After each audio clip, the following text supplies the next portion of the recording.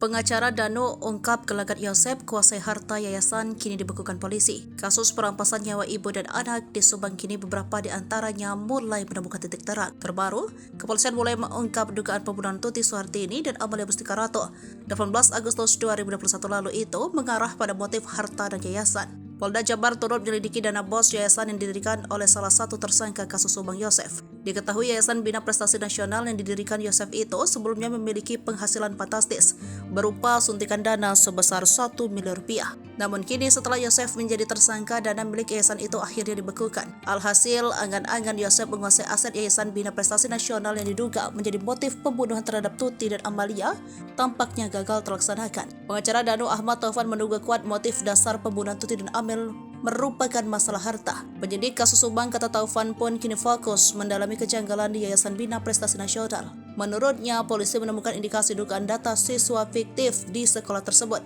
Demi kepentingan penyidik, kata Taufan, polisi juga sudah membekukan rekening yayasan.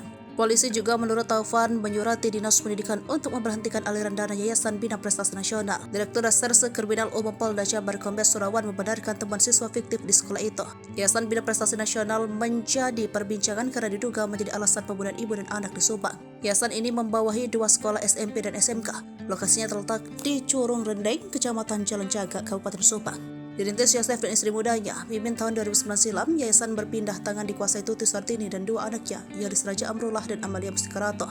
Yoris menjabat sebagai ketua, Tuti bendahara dan Amel sekretarisnya. Ketiganya mendapat gaji 12 juta untuk Yoris, 10 juta bagi Tuti dan Amalia. Setelah pembunuhan ibu dan anak di Subang, Yosef kembali menjadi ketua. Dia juga sempat menunjuk Danu sebagai bendahara, sementara Yoris kini menjadi kepala sekolah. Pemasukan Yayasan Bina Prestasi Nasional pun terbilang fantastis, yakni 1 miliar rupiah. Leni Anggraini, pengacara Yoris, menerangkan dana yang masuk ke yayasan berasal dari dana bos yang dialokasikan 2-3 kali dalam 1 tahun.